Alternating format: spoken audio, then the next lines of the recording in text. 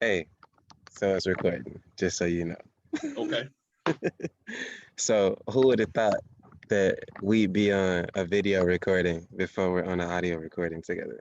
Right. I mean, brother, that's how, I mean, but we've been connected for a long time though. So I mean, it was gonna happen anyway, however it needed to happen. True. Today is October 1st, 2020. Today is the beginning of the harvest moon. Today is a release of one of my greatest artistic feats, based by my own standards. And for me, that says a lot. So, just sharing this moment with you this day and the conversations we've had over the years. Um, Hmm. this first recording comes from talking about just creativity this morning in general, Right. just waking up. And my challenge was just listening to some of the stuff that we impart to each other. It was a moment for us to kind of share and make this available to people that listen to what we say. Like I Right. told you, I had no idea that you listen and see some of the things I share, let alone other people until they say something.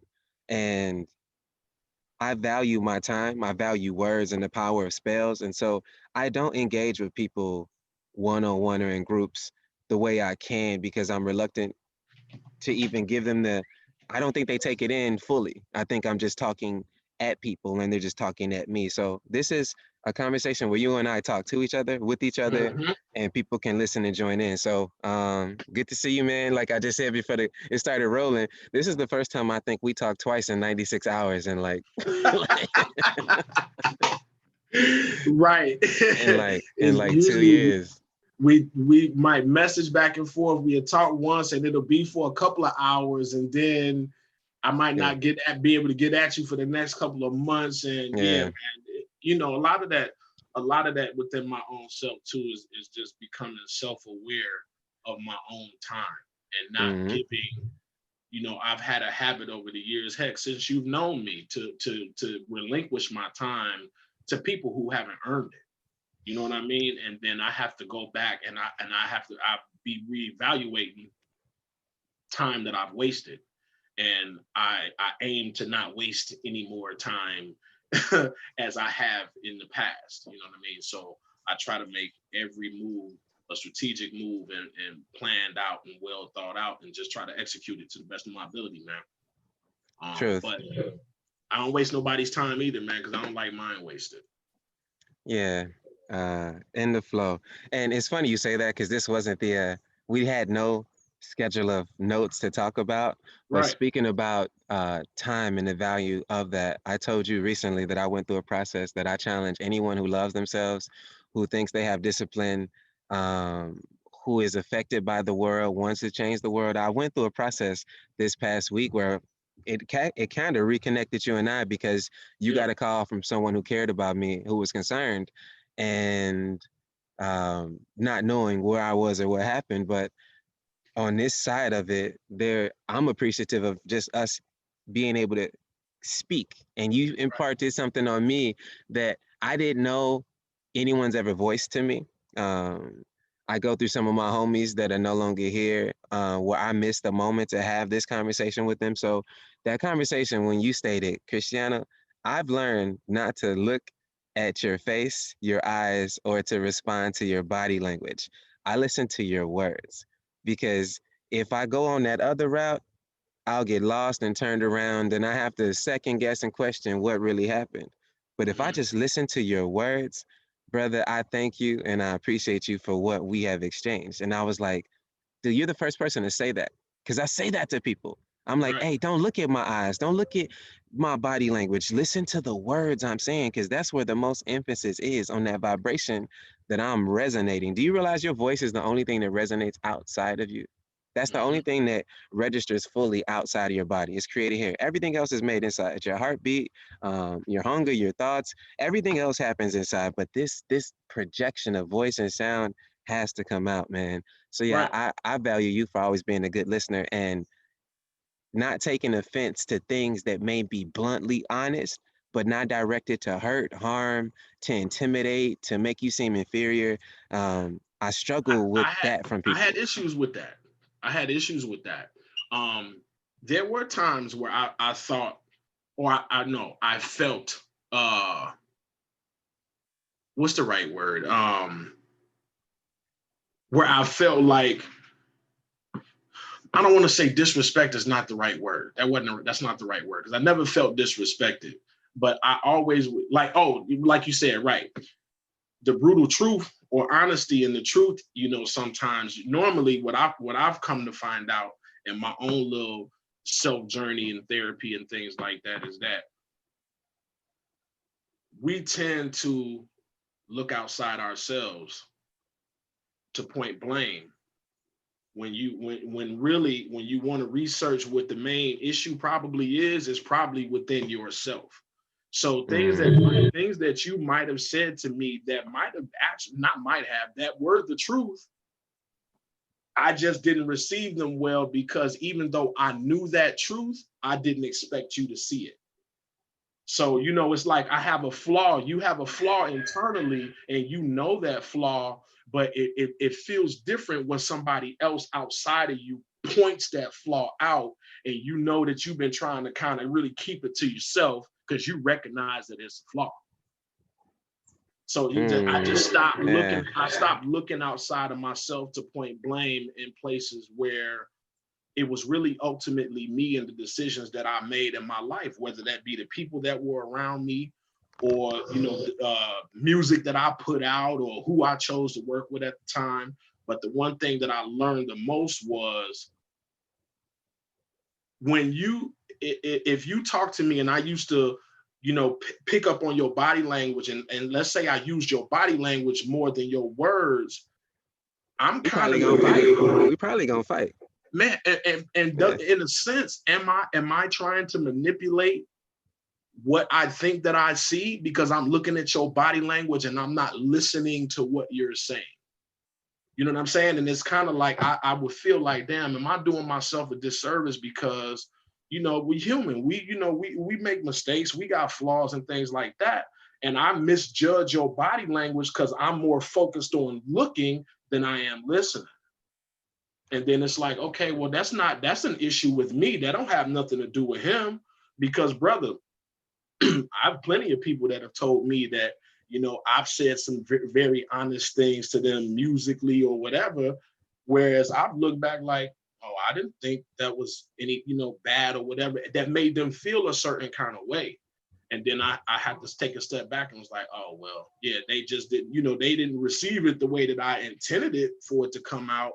But maybe they was looking at my body language and not listening to my words. You know what I'm saying? So that was the thing that I appreciate. I had to learn that with you. Like, you can't just, because Courtney might think something don't sound good to his ear, doesn't mean that he telling you whack. You know what I mean? Like, in a sense. And it just was a learning, it was a big learning experience, man. And that's why I value you as a brother anyway, just because, man, it's like you can't, the old saying goes, see, we can't judge a book by its cover. Yeah, and I put up a thick shell. I have a very high wall. Like,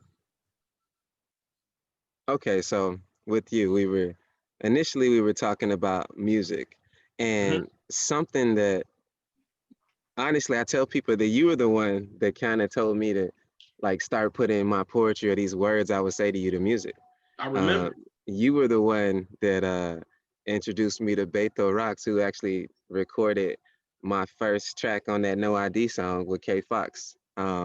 You were there, and it was I actually have you in a song talking about first time Profound heard my rhymes. He like, dude, please don't waste your time.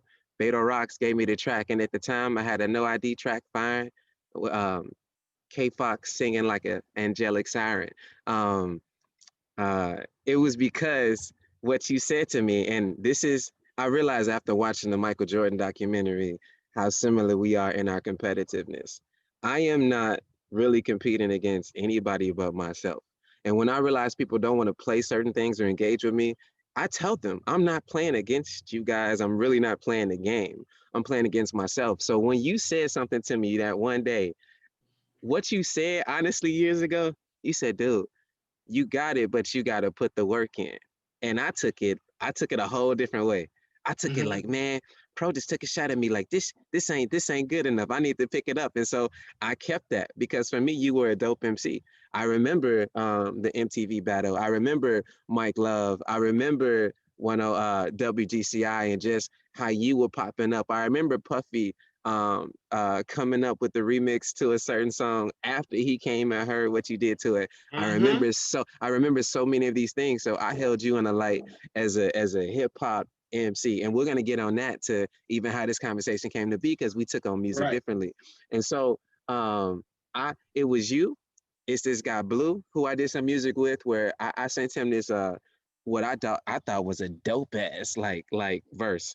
And he's sitting in the studio with other cats. And this is after he already told me I was his favorite rapper. So he's sitting in the studio with these other cats and he says to me, yeah, man, that was cool. But you know, man, I mean, like, see, like, I don't know, you gotta do something. And his thing was he was having a bit of difficulty telling me how to come in a better light for him. And again, I took it as like, what?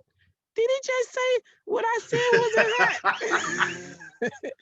And so I was like, okay. And so that verse, like what that turned into was uh so hard, so sweet. These ain't candy bars. These are part of my life scars. These are flickers of my life, but these ain't candle bars. I'm cycling through life hands free, though I can handle bars. You can hand me cuffs and lock the bars. Word is out, they got the man, didn't realize they could not stop my words. I'm crossing lines and I'm cutting cards. Life hand that's been dealt. Guess it's time for me to play the odds. Like after that, it was just like, okay, like I don't want to hear this because I know I got the spells and the words. I went through this, but to put it in this different format, it was different. But yeah, I appreciate you for that introduction and so many things that I picked up from even the fact that I met you through the performance you did when I was hosting a big ass party down at the university. Uh, Mm-hmm. Mike came down and after Yep. yeah, it's just the connection. So long time standing, long time coming, and I still can't believe that we're on a video before we're on the track together. I mean, I think that'll happen easier now. You know what I mean? Like, and then before too, like I didn't really have the means to record like I was before back in Illinois too. You know, since I've been down here in Florida, and that's changed a lot too. So I got the ability to record whenever I want now. So that's why it's a whole lot easier. Mm. All right, so this conversation started with us talking this morning, and um, you're about to publish a project of music, a body of work that I've heard throughout the years progress. I played, I probably have had this body of music or songs from it longer than most people Had they because of probably our you probably have relationship. stuff that they don't even have it, Yeah, basically. like just based on how we bounce music back and forth or how you would share stuff with me. And so what my question was to you was how do you go about the completion of a body of work? Because I've always struggled with people taking my mixtapes to be albums. And like because I realize these are your favorite songs, best songs. These are certain moments with people that in this collage, it's just yeah, this feels nice, this sounds right. And I told you, I said I have a problem with that because I am a storyteller, so it's hard for me to make any two songs that don't connect to either the prior one, isn't setting up for the next one, or doesn't connect somehow to the other. Like I struggle with that in what I consider the album format. And so my question to you is like what is it that you're working on, and how do you go about making it cohesive? Like what So ties it together? so when we talking about this latest project, and I've released a couple of things. I put out the Red Rum song with the little video or the civil rights images and clips Yeah. of things of that nature. So this particular project started when the pandemic started. I didn't go in it and say, "Oh, I'm gonna make I'm gonna make this particular project." With MCs, if we really do it, we just do it. And it just so happened that I'm gonna give a shout out to from the Rec Center crew. Meanwhile, he down in Texas now, so he had sent some. I came across one of his tracks on Instagram, So I hit him and was like, hey, what's up with that beat? He was like, man, ain't nobody touching it. So next thing I know, that one beat became like 30. And then I was already writing. So I just started writing. Then I got one song done. See, I think what you're talking about is just your individual process. See, everybody's process is different. Because for me, I might be writing a song, and in that song, I might be thinking about how to segue it to another song or something else that I'm thinking about creating, but it doesn't, for me, line up that way all the time. Usually I'll I record can't see it. it. I like because everything is so personal for me, or so soul centered. It's almost impossible for them not to connect because I'm a part of all of them. Right. However, it's the elongation of a story and chapters and scenes of what I came to appreciate in one being a griot storyteller first and then applying this to music. So Mm-hmm. it's difficult for me to like, yeah, okay, this is a totally different idea and concept and beat and scheme. However, I'm still the consistent part, which means it's going to connect to something. How to make this connect cohesively, like, and then yeah, it's just when I hear albums versus mixtapes, what's the difference? What's the difference between an album and a mixtape To nowadays? me, to me, my opinion, the difference is most mixtapes are not really cohesive as far as like an album concept. You do have some mixtapes that have been put out with a concept or whatever the case may be, but most albums, there's an album concept, like it's really thought out. And the mixtape to me, well, I'm from the era where you use the mixtape as the in between of your albums being released. Mm-hmm. That's where I'm from. So in my mindset, the mixtape is like when Mike Love did mine. When Mike Love did my mixtape, it was Mm-hmm. all of those radio remixes that I had done, plus whatever freestyles or whatever, and that I Yeah. wanted to just throw together and put out in the mixtape. To me, mixtape stuff is like stuff that you aren't gonna put on the album, So but sometimes it is though, this depending on how much album, you like the song. this album that's about to be shared, published on all the platforms. What's the concept?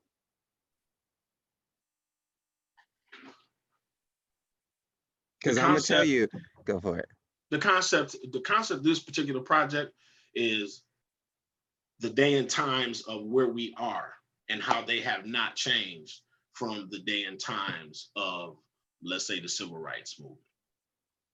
So you get a collective of, you get most of, I want to say I'm 9 songs in right now, like 9 full songs in right now. And they all collectively, I didn't intend for it to be that way. I was just writing. I was just creating. So, but it just happened to more, like when you draw, it just happened to morph into one big piece. And I'm getting ready to tie you. So now I'm in the process of thinking about how I can tie certain songs together that I've already recorded. That could be an interlude, that could be a skit, it could be any of those things to make this all one book that I hand you. So the concept is to, the day and times today and what we've been going through and what we've seen from now is not really that much different than the civil rights movement. Hmm. Now we'll come back there because I Mhm. still have questions. The album that I'm about to help you publish, what was the concept of that project? What's the concept of that? Because that for Concept me that, is more mixtape, best of the best. It's the well, right, because it's called For the Love. And it really was for the love of, it was for my love of hip hop and the love of what I do. as a So whole. that Yeah, as a whole. yeah. So that's why you got the song about, you got Have Me, whereas the song about, my significant other or my lady at the time. And Mm-hmm. then you have the title track, For the Love, because this is for the love. You know what I mean? And then you got the playful MC, me and Juice doing The Weekend Girl. You know, Mm-hmm. that was some hip hop really, and for the love of hip hop, because you know we both got a fan base at home. So, oh man, people always love to hear me and that dude together. So why Mm-hmm. not do a song with him? Have No ID do the beat, and you know put it together that way. Then you got your, you know, and you had your, not really a political song, but just a more aware song, a hold on of what's going on, what I've seen in the Mm-hmm. neighborhoods and things like that. But the overall concept of the whole thing was just the love of hip hop, which is why the album cover looks like it does. All right, let's talk about hip hop. Something that we touched on is that uh, as much as I can record music and be a fantabulous recording artist, I was telling you, surprisingly enough, I find it um, quite a struggle to sit within the syncopated beats of hip hop, as is this, to have a song that was created to this beat and to do it again and again, live recorded over and over again the same way. If you see me flow to a syncopated standard beat in hip hop, know that I'm up there and I am likely not in the flow. I am up there delivering because I'm limited in some way. I have probably only rapped to a beat in the past 8 years on stage 5 times out of maybe 200 shows. And that's just a song or two. It's nothing elongated. Um, I struggle with that. And it's because I think I grew up uh, or I was benefited with a different introduction musically. And energetically, I was never given limitations. And I remember my introduction to hip hop was uh, my uncles like taking me and my cousins away from all the women and them telling them, "Hey, don't let them know you listening to this." And Mhm. we're sitting in the car listening to like all this stuff, but at the base of hip hop was funk. I often say, what is hip hop without funk breakbeats? What is a message without meaning? And what is music without passion? So uh, you, on the other hand, can light up a track every time on the beat, and you may push it a little different, but it's still the same thing with your different energy every time. I need a band moving, composing in the moment, and my homies in hip hop, they're like, dude, Christian, I need to rehearse with them to get that. The less rehearsal I have, usually the better it is with the groups because everything is so free and in the moment. So uh when you're creating music, how static is the beat you're creating it to? Do you create the whole Right. song listening to the one beat, or will you flip up and add a verse and be like, all right, that fits here, but let me make it work here? Like, where do you build? Honestly, see, it depends on the track that I'm getting. Hold on 1 second. Okay, you got me. You can hear me, right? Yeah, yeah, Okay, because my Wi-Fi was flipping. I It saw it. depends on the track I'm getting. If I get so okay, and because I produce too, I get this. Sometimes as a producer, I may create the beat only enough for somebody to write to, and I may and because Versus it's like what? Versus what? What's the other thing you can versus do to what's it? versus me thinking about change ups and build ups and bridges and things. Like I might get the meat of the part that I want, or what I hear the person rhyming to, and I may keep it right there. I might do a change just to make sure that there's a change up for the chorus and send it off to that person, you know, whoever's going to write to it, let them write. Reason Mm-hmm. being, most of the and that's, I guess that's something that habitual that I learned. Most of the producers like to create in the studio around what I've written.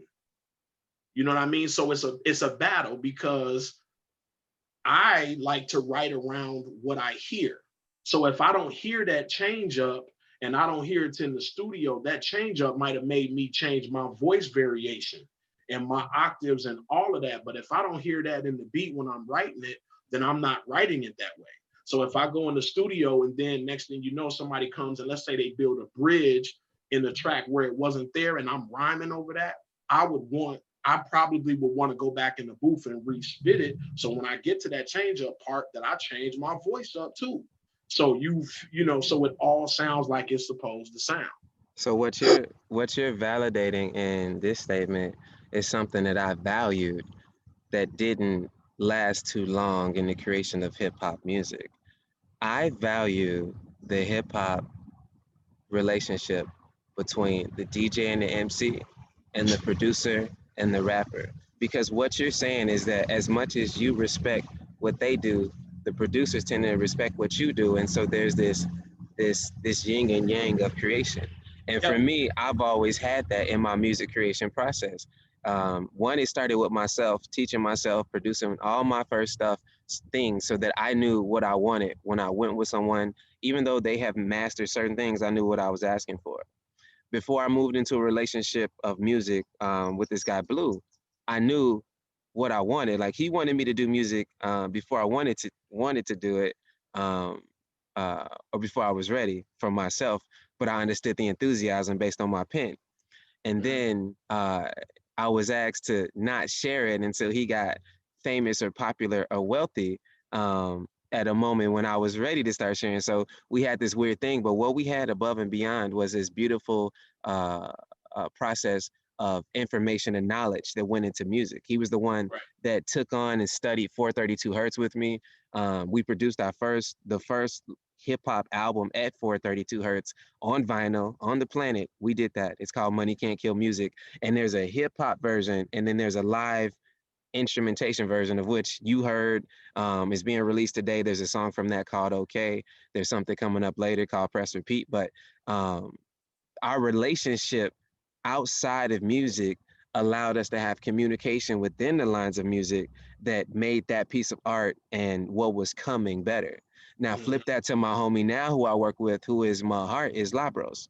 Labros and I have been around the world in so many forms and formats together, whether physically together, sonically together, energetically together. We've touched thousands with our creations, and he was literally spearheaded the core thing that put me on the consistent path towards live music. Like I always had it around, but this was a core group to grow with. And he and I over the past 6 years it's just been me and him. If I worked with other people and stuff, he still heard probably 90% of it. And we still add elements to everything. Like Red Astaire, Freddie Krueger, one of the favorite DJs and producers of like Erica Badu and DJ Jazzy Jeff, got to work with him. And I'm going to ask you a question about beats in a second. Got to work Okay. with him. And something that connected is that he and I never got to sit in a room outside of two times to make music together. However, what he put in a track connected with me in a way where it's like, dude, it's like I'm sitting in here with him because I only pick beats that I see pictures to. I know people that have beats on top of beats, and I'm like, so why do you have this? They're like, because it's hot. And I'm like, I don't pick beats from producers. Red Astaire and Freddie Krueger literally came to where I was in Stockholm, brought his entire collection of beats and said, Cristiano, dude, I dig what you do. Take what you want. And I'm like, what the? Wow. And I only took like maybe 8 beats, and all of them I have something to. I had something to in that moment. So flipping the script and coming back to you, I remember you said the one you're 9 beats into this album and something, I think you had 30 beats that you started with or something like that you I mentioned mean, I'm not before. even. Yeah. Like when How do Meanwhile, you he pick sent me a beats? folder. He How do sent. you pick beats? Like, is it based on what's hot? Based on I may have something? Because I think it's a waste if I take something and don't kill it. I just won't even put it around me. Like, I How still you got know, beats you sent me. how do you know that you won't kill it unless you write to it? See, for me, I pick I it. It's just like you see. It's about a feeling.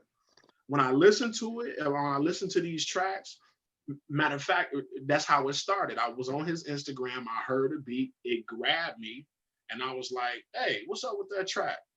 Now, here's what's funny about that track, though. The very first track that I asked him for, very first one, I haven't even touched it yet because he started sending stuff to me, and then I started hearing other stuff that grabbed me more than the first one, even though I still really like that beat. And I'm gonna touch it, I just haven't yet. All right, let So me but pull it back. Do you is it because it's hot? and attractive, or do you instantly see the concept and the picture? Or is it something else? Like what makes you grab a beat and say, I want that? Versus that's hot, So that's it, dope. I think it depends. It depends on the time for me. There's too many compartments up in my brain, like you, like brother. There's too many things up here. So it depends. Sometimes I might have a concept, right? I might have a concept before I have a beat. And then so I might hear a track and be like, oh damn, that concept feel like it might go there. Let me just listen to it for a while. And for me, I'll listen to a beat. I'll listen to that same beat, to be honest with you, maybe an hour or two, and Just like keep looping on and going flowing. Yeah, yeah. just to see where my thoughts lead me, and then sometimes I have to back up off of it for a minute and come back to it. But when I pick something, it says something to me in one shape or form. Either it says something to my soul, or it says something to what I envision about writing, or it just the rhythm of it, when it goes back to the drum, the rhythm of it just happened to grab me, and then it just organically became after that. Live music, Yeah. performing with the band. What Hmm. is the most exciting part and what is the most time consuming part of that process for you? Rehearsal is the most time consuming process of that, but it's not a process that I don't like. Like, like anybody that's been on the stage with me, anybody that'll see that, like DJ Bvax, who always hold me down, any of the Uh, DJs, Beto, they know that I'm very particular about rehearsals and making sure that we have things together on the stage so that they're cohesive. Now, inside of that box, having a band, the the biggest part that I liked about it, the freedom on the stage with the band. Like it's different. There is a different, because when you if I'm performing off something that's already so-called pre-recorded, if I'm bringing my set, already mhm. situated on a CD, U drive, whatever you're bringing it on, you can't change those beats in that moment that you're on the stage. Sometimes when you perform it live, for me, what I've liked, that's why I like the Roots, that's why I like to see Buster and all of that, because they always kind of do something that you don't expect them to do, or they might do a song that you don't expect them to do. With the Roots, for example, you got the band situation, so they may change up the rhythm or something like that, and it could just change and affect the whole moment. So for me, that's the biggest thing that I love still about rocking with a band is, man, it's kind of, you can go wherever you want to go on that stage, really. You can There, stay in one space if you want, or you really can expand it depending on the feeling. And there's a whoever's freedom. playing whoever's playing whatever instrument, they may catch the feeling at the point that we on the stage, you know what I mean? And then you might go with that, because that's just the organic part of hip hop. And to me, that's the element of how I started freestyle. Like I didn't know how to write songs first. I was a freestyler first. Now, bringing that in, I don't write to music. Oh, I know you. Um, and this may be the first time I'm saying this about how I create. Um, I see colors and I see a whole picture. And so the words have to paint the picture. I actually have a song saying, I'm trying to paint a picture, hoping you can hear it, because that is how music for me comes a little differently. Like I used to play the violin by ear. I used to play several instruments by ear. And it was when I started to take lessons and learn how to read music that connecting this dot with this stroke did not work. And I got frustrated. And that's really why I stepped away from instrumentation. But it's also because I had a discipline on words. I was being taught words and spells and picked up dictionaries and just took on words. And Latin and English, I ran with it once I got out of French. And so it changed. But yeah, I just see it differently. So when I'm with a band in the live format, I'm literally pulling the rhythm and the flow and the composition out of the matrix in the moment.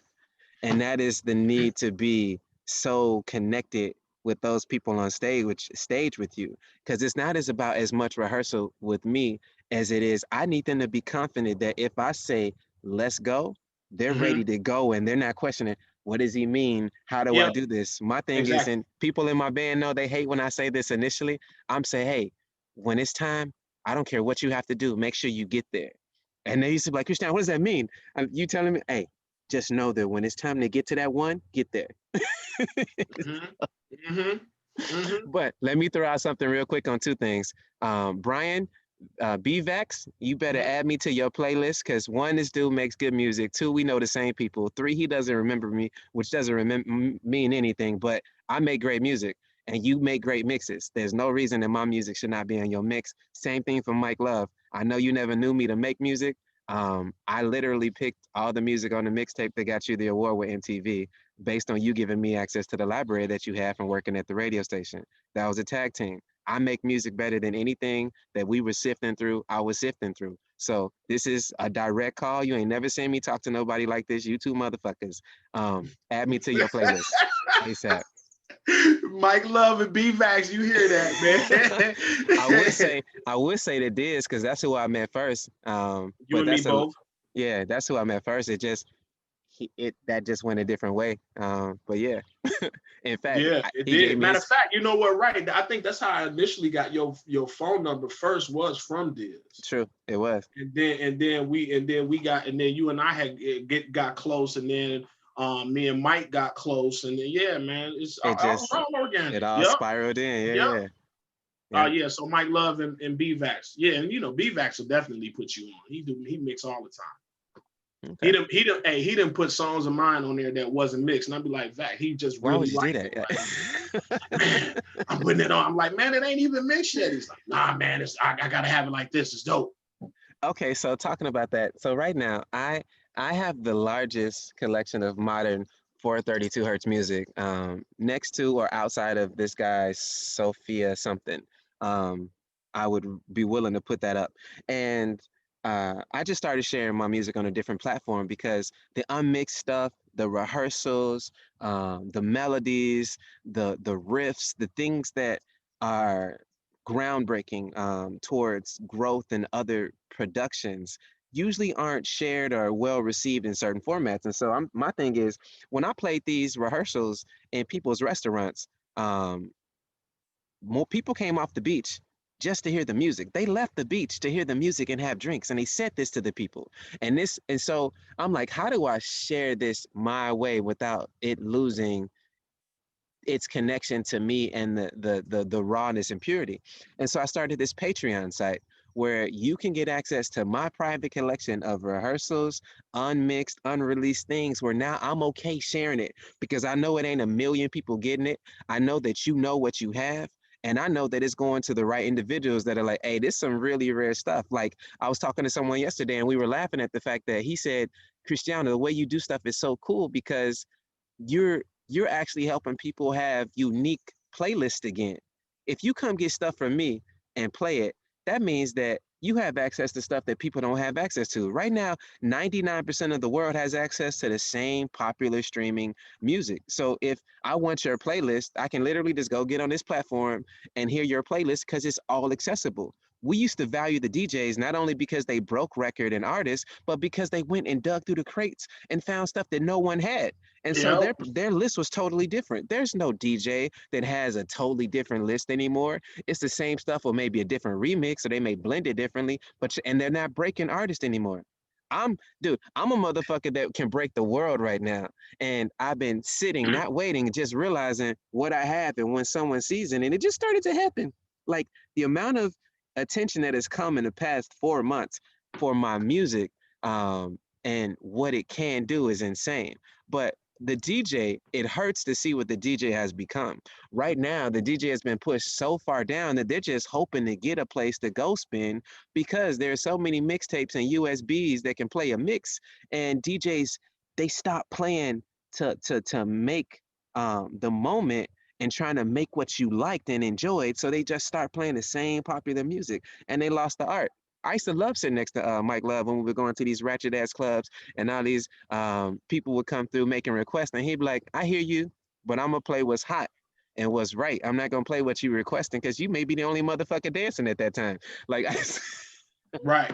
it's just Man, brother. That, but you're absolutely right. But and that's just, I said the same thing because I was noticing on social media, like during the pandemic, all of these different DJs, radio personalities, and everybody like, hey, submit your track to our, our subscribers, pay $25 to get your, your song rated by, and they just started coming in my feed. And I posted something like, what's up with all of these people like begging you to pay to have your song on their platform? And you don't even, and the thing about it is you can't even see where they posting your song. You just got to go to any of that, and just assume that, yeah. and they keep coming. And then, oh, you made it to the next round. Now it's an extra $25 for you to be. Man, if y'all don't get out of here, man, with that, man, I'm gonna pay you to listen to my music, man. But yeah, but you're right though, and that's what the DJs did used to do. That it was a big, man. I remember even with Mike Love, and Mike Love, you co-sign this, man. He used to be geeked to put something out that nobody else had. Couldn't wait for it. Yeah, I remember. Couldn't wait, and Yeah, then yeah, you couldn't get it unless it was on the mic, unless you had the Mike Love mixtape. yeah, yeah. Mike Love. um, so let's talk about what music is. So you brought up a name, Busta Rhymes, and what he does when you see him in a live format. I got you. I I I've never been able to get past the message. And speaking directly on Busta, it's a track I heard, something new that he has. He rhymes too much. He rhymes the word nigga too much.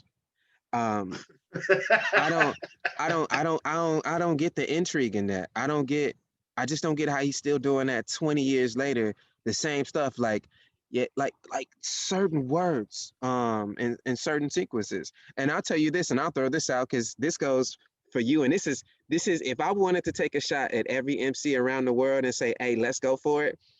This is the one I'm gonna throw out. I'm the most unliked MC based on an assessment of over 50 rappers, including yourself. And when I say unliked, I use the word like less than anyone I know. I don't use that transition to make the metaphors. I think it's too basic and too simple. And as a storyteller, I don't need to make a comparison. All I need to do is pull you in the picture so I'm not comparing it to anything. But I'll say this, based on the top 50 MCs that I like, that make money and revenue, that are popular, I'm the most unlike MC, and I use the word like less than all of you all, which means I'm actually creating stories and not just trying to make a punchline connect with something that's not there. So that's Mm-hmm. my subtle shot to challenge you to just change the rhetoric and let's start making something else a bit better, a bit differently. Because we can make this language a lot more pretty than it is. So that's Oh, just that's me what's throwing up. that out there. Man, and and that's the organic part about it. Like, I'm definitely, I accept your challenge, brother. You know how we do. I've been Let's on the stage with a band before. I know octaves and know how to change. Hey, we was laughing. Hey, we was laughing about the podcast that I'm on with Everybody's Hip Hop Label Weekly. Shout out to yeah, them, because yeah, we were talking about how certain producers like to throw artists off, and Till was talking about how a cat gave him, or one of the guys said a cat gave him a beat in 5 bar instead of 4 bar. You know what I'm saying? And I was like, yeah, and I started laughing because my man holla out to Chris Green. They did that before. And I remember it throwing me off so much because, you just metronome wise, you used to, there's 4 clicks in a bar. You know what I'm saying? But they wanted to push the envelope and make it 5. And when you listen to it, it if you have the traditional way of rhyming, it's gonna throw you off. uh-huh.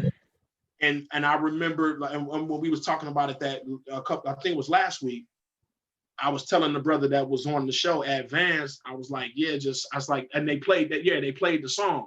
And I was like, yeah, see, it didn't even sound off to me because I rhyme to the drums sometimes. So the drums didn't change on the 5. but the sample and everything else did. So all I thought, even though I heard it and it sounded weird, the rhythm still kept me anyway. So I was like, yeah, that didn't sound as dramatic as when you do it with a band and you do that live.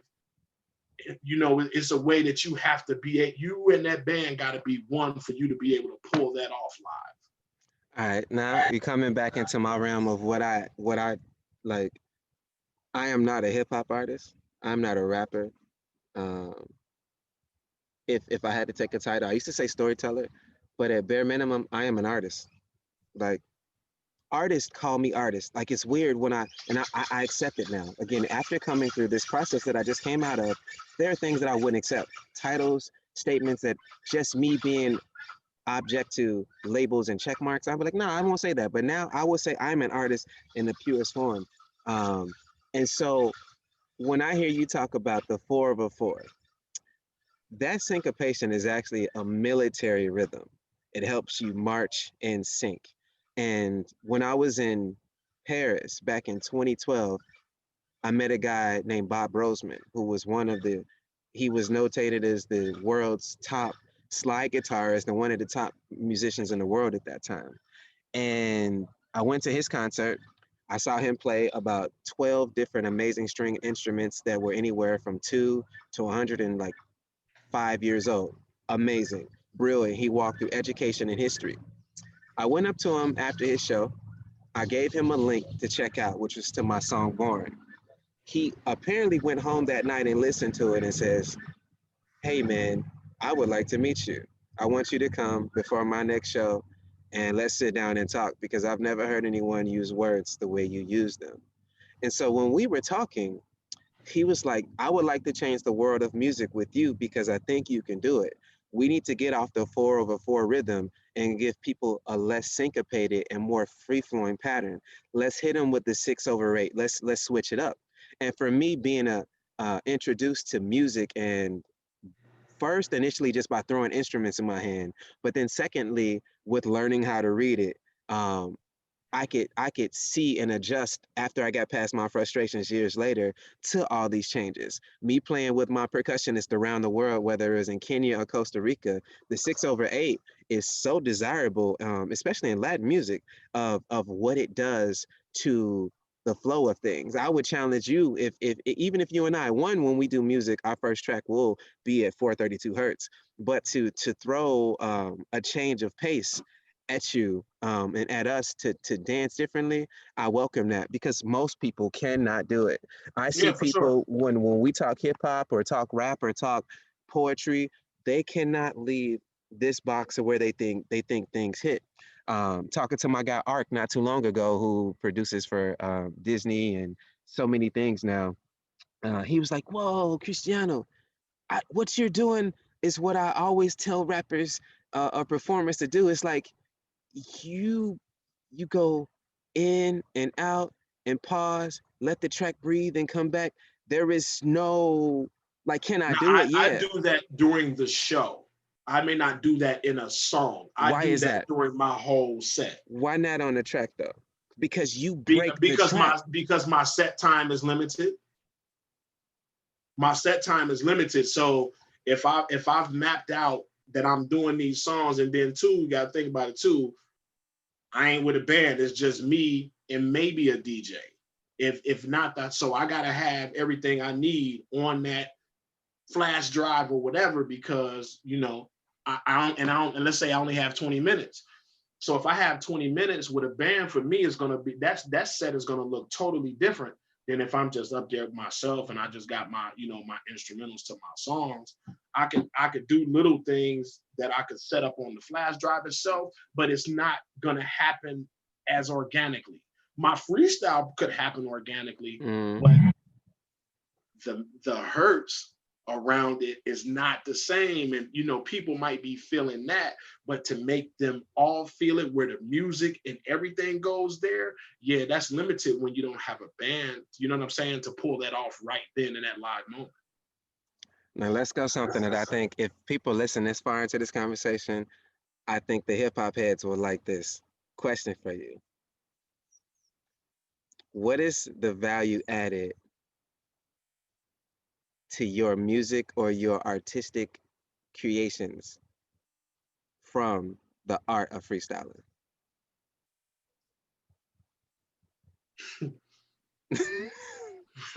uh, the value add to me has always been when you perform it live. You perform when you're in the studio. That's a performance to a degree. But when you're live and then you're in front of an audience and you can organically take them with you on a ride. You know what I'm saying? The ability to freestyle to me is the added value to you as an artist. When there are technical difficulties, when there are difficulties in the crowd or something going on, the ability to be able to stop and change up if you have to, but not make it look like you changing up, that's a value add that I think is crucial for most artists. I don't necessarily think an artist is any less because he can't freestyle, but I think it's a huge value add if you can. Okay. I dig that because you took the question and you went, I was trying to put you somewhere else and I like where you took it. Um, uh, I often get requests to join like freestyle circles and ciphers. They're like, hey, Cristiano, jump in. And my thing is, I could get in there and Mhm. just go and do it, but my soul isn't engaged like that. Like I know people that they see some people out freestyling and they're like, dude, I just got to get in and join this energy and vibe and release. And Mhm. my thing is, my release is coming to just give you that energy that I'm listening. No different than anyone that creates something. The next step after you're finished with the creation is to share it. And so I'm there to take in what you're sharing. But because they see me as a creative, sometimes they get disappointed in me. I have people upset with me because I won't join a freestyle. I'll be there like, yo, why don't you freestyle? This is hip hop. It's an art of it. I can. I will when it comes. But there is no requirement or there shouldn't be a Mhm. limitation in any way, like you just said, if I choose not to. I'm here Mhm. listening to you. Is that not enough? Right. Um, I yeah. think it's out of. I think people are looking. Well, I've always told you you were an artist. I think people are looking. They see that because it happens to me. Like when I'm back at home. Heck, there was times where you couldn't go to a spot and you.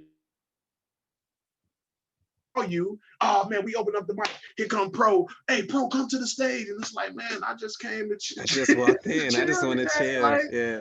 man, it's been plenty of times where I've walked in the building, got to say what's up to a few people. Somebody see me on the stage. I ain't even come out my coat. And next thing you know, I'm on the stage with the mic in my hand. Like, I'm not on the bill. I didn't, but I've come to appreciate it because people want to hear you. And that's really what they saying is people want to hear you. Hell, I'd love to see you in a cipher like that because I know you got stuff to say. And I know you, especially from just knowing you all these years, I know you can freestyle. And I know that what you would say would not match anything that anybody else would ever say. You get MCs, in hip hop, they freestyle, you're gonna hear the N-word, you're gonna hear some gun references, or I'll sleep with your girl, or those type of things. But the stuff that you and I be talking about, or what we be talking about in our songs, you're not gonna hear that in a cipher And unless you got Black Thought. maybe, you know what? And hearing you say that, maybe that's what it is for me. Maybe the battle format is so standard. I actually have a song called Battling Eminem, and it deals with me battling myself. It's like the reason, oh, I know why he won't battle me, y'all. He's scared just because he thinks his lyrics are hard. It's like, I know what's gonna happen in the battle. I know what you're gonna say. And I'm not battling any of you all. I'm not in it. You're not even in my cipher of consideration when I'm there. I'm battling myself to improve. And so maybe that's what it is. So maybe it would take a you or a different engagement to make that something, because I don't get the braggadocious, I'm the greatest, I'm the best, this is the dopest bar you ever heard shit. Like what? because that's where it originated. It originated that way, but what people don't know, and we was having this discussion a couple of weeks ago on the show. Mm-hmm. It originated that way just because they were trying to get the people active in the party. Mm-hmm. You know what I'm saying? They were trying to get people active in the party. So that's when, the initial MC stepped out, and it might have been the DJ first to really rock the crowd. You know what I'm Yeah, saying? So that's really what it came from. And you being them being braggadocious about whatever was you on the stage stunting, so to yeah, speak. But then it became like a part of what everybody did, or what yeah. the majority of people did, especially the MCs.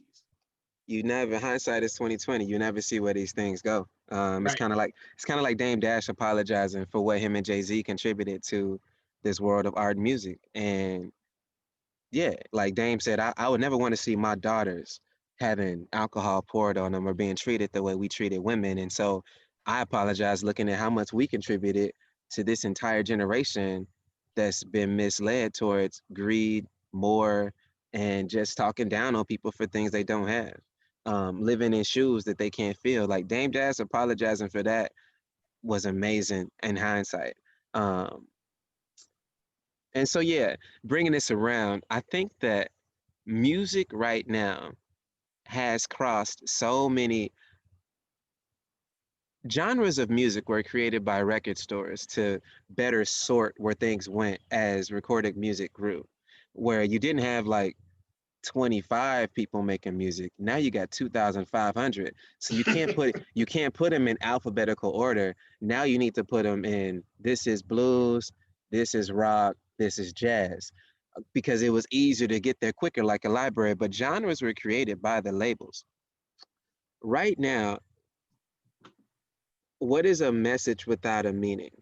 Um, I don't I've never saw genres of music. I always saw the platform as what does it take to best convey what needs to come across. And so um, part of this conversation precedes or is about to line up with the release of what started hip hop, funk. I find it hard to believe that one, live music or live instrumentation didn't creep into hip hop and become standard.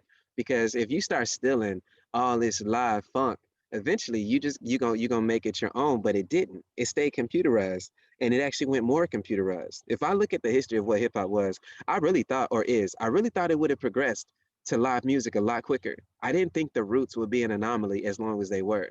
I didn't think Nas performing in front of a symphony would be such a big deal, such so late down the road because of what musicality was. Do you realize where the blues came from, what country or what part of the world it came from, who made all these sounds? How did it stay so electronic and syncopated when we are so lively and so active and so vibrant? Like I'm so surprised that even what I'm doing now is people are like, Cristiano, man, what you're doing is, man, it's so old school. And I'm like, well, nothing I'm doing is actually old.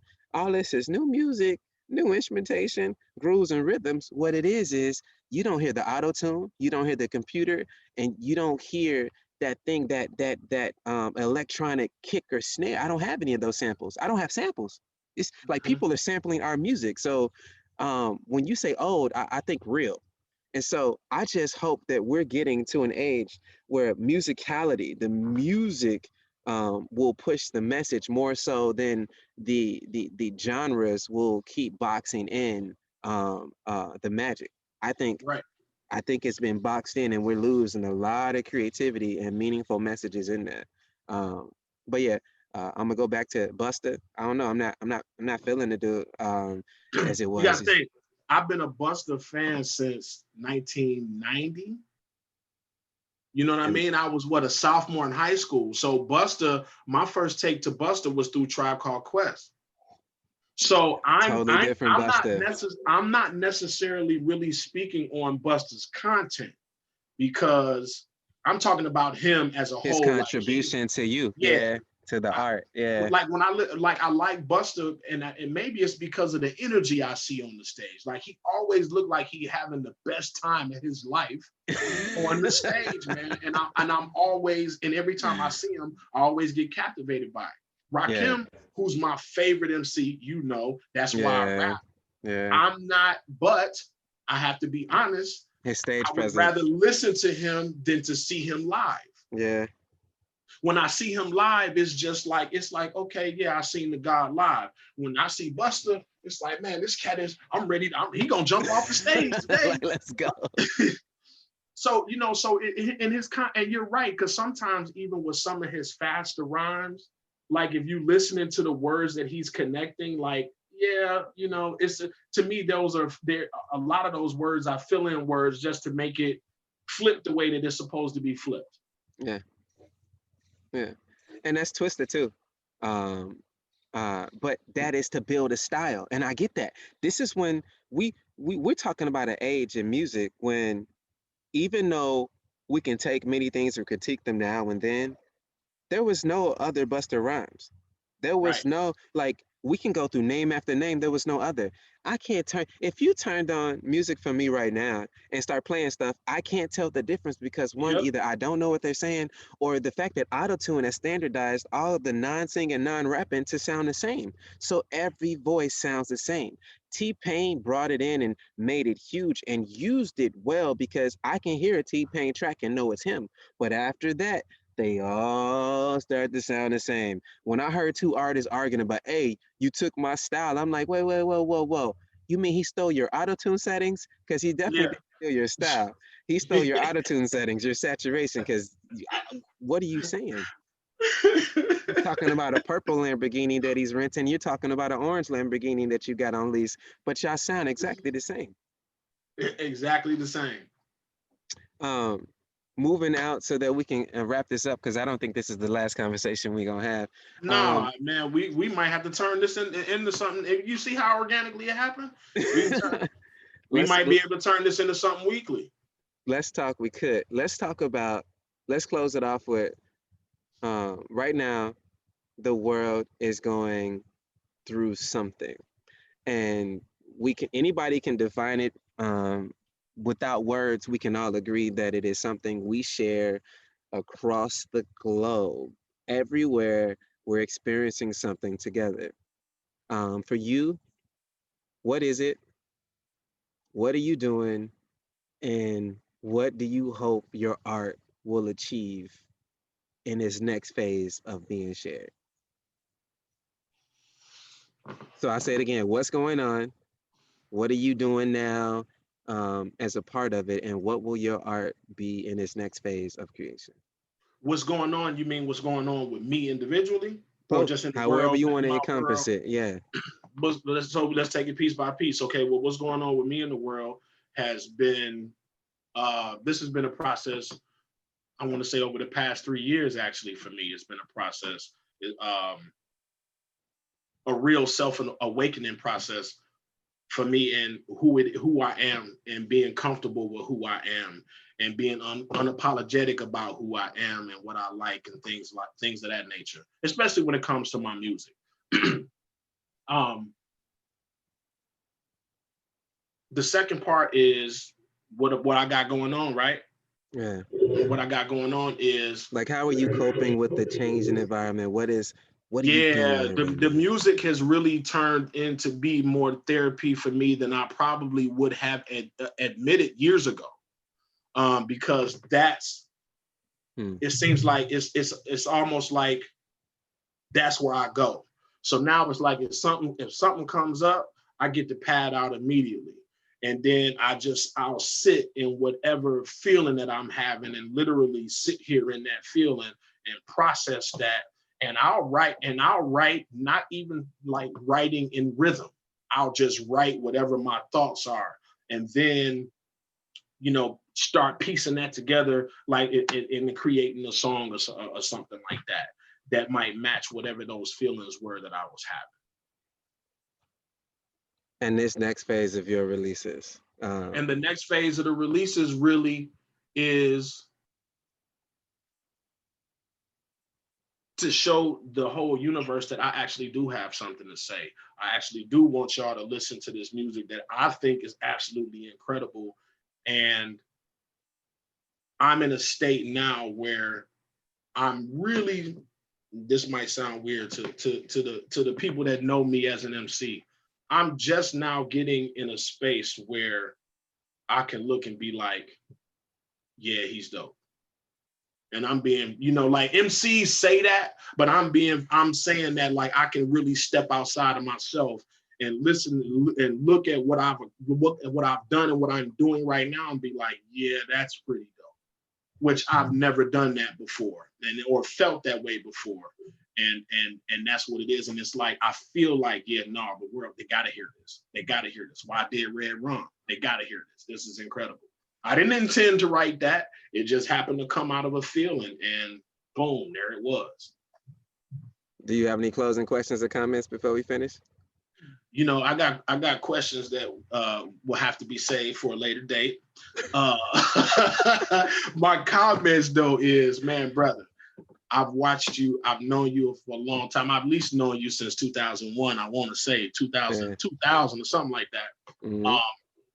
I've watched you, brother, evolve into this incredible light in the universe, G. And I'm honored to be able to still talk to you. I was worried as hell when everybody hit me like, where's C at, man? We ain't seen him. And man, just to know and see you after all these years, man, and see what you then evolved to, man, is absolutely incredible. Like every time I see a talk to you now, I get rejuvenated myself, and it's like, man, I gotta conquer the world. I ain't doing nothing. Every time I talk to you, I be like, man, I ain't doing nothing. This guy is over in a whole another part of the world, and I'm so. But man, I just that's the biggest thing, man. I'm honored and I'm glad that I still have this relationship with you, brother. And man, keep doing what you're doing. I support what you're doing. And man, we we got some music to share yours today in the next couple of hours, I believe. Man, this the one. This is my first release from my private collection. I'll end my statement on kind of tying it in with what you said. When I started to create this project, Money Can't Kill Music, I've created about 200 complete songs that I have right now, but there are less than 10 that are part of this project. And I've held on to these songs for 8 years. This Okay is the first song from this thing that hit my heart and my soul years ago, that saw this world coming. You saw when I left the world that was, I was trying to tell everybody what it took to disconnect from that last thing that is. And even to this date, the one thing that has affected almost all of my relationships has been the thing that I had a lot of, had access to, and it was capital, finances, money. When I let go of that thing that I knew the whole world was trapped in, I knew I was going to be alone, but I had no idea it would take this much to be here now. I had no idea. This process that had me disappear not too long ago was 20 years in the making. And just to come out of it, you were one of the first 5 people I spoke with coming out of this process. It's different now. Mhm. And I'm not going to talk about it. I'm just going to let people see it. If you met me before this, you haven't met me. And I look forward to re-meeting you. But this is different now. Um, but this share that's coming up October 1st, okay? This is for the world. This is not braggadocious. This ain't about me. This ain't about fame. This ain't about getting anything in return. This is about sharing what we all know and need, because we've all been affected by the same thing. And I'm just providing the skeleton that gets us off of race, gets us off of religion, gets us off of sex, gets us off of age, gets us off of all of this, and realize, guys, look at the skeleton of what has affected the entire globe. Now we can deal with it without the aggression and rage that has us separated, looking at the skin. Get under the skin.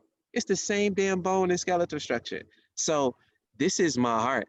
If I never released anything else after this, I'm cool. One, because I know people that have the rest of the music that I've been putting to the side to come out. But two, I made it. I made it to the point where, honestly, I was taking myself too seriously until maybe a week ago. My whole life, the one thing I never let go of was my mind. And I remember I had my computer design teacher kicked me out of class because he says, "Dude, you're too smart." And that's gonna help you get through so much. But it's gonna be a point where, Cristiano, you're gonna have to let go of your intelligence and realize that there's more. And yeah, I let go of my mind recently, in a different way. And yeah, I was taking myself too seriously. So yeah, come re-meet me again. Like I like you being one of the first people I'm re-meeting on this other side, under the declaration that I am an artist. I am a work of art. And your opinions, your comments, your joy, your praise will never change Mona Lisa's smile. So Mm, bring it on, say it, but I'm a work of mm, art. So mm. all that reaction, I'm still here smirking at your ass as I a agree. beautiful work of art. So yeah, Yeah, let's I go. don't. And you know what, brother? And I see you. I, I see a difference in you just from talking to you these past couple of days. But here's the difference. It's not really a difference more so than I see evolution. You know what I mean? Like you're still like I didn't, Yeah, dude. yeah. You still yourself. But I hear it. I can hear it, brother. Like I can hear it right here. I can feel it right here within you when you talking. There's something different, and I think the difference is it's like if I said anything, I would say more refined. I Mm, wouldn't say you're not a different person, but you there didn't are. evolve. But Yeah. yeah, because you're still you. Like, yeah, exactly. Exactly. That expression exactly, brother. Yeah. Man, brother, I love you, man. Love you back, man. This is real. And Talk yeah, to you soon. yo, More to come. more to come, man. I'll be at you, bro. Bless. Peace.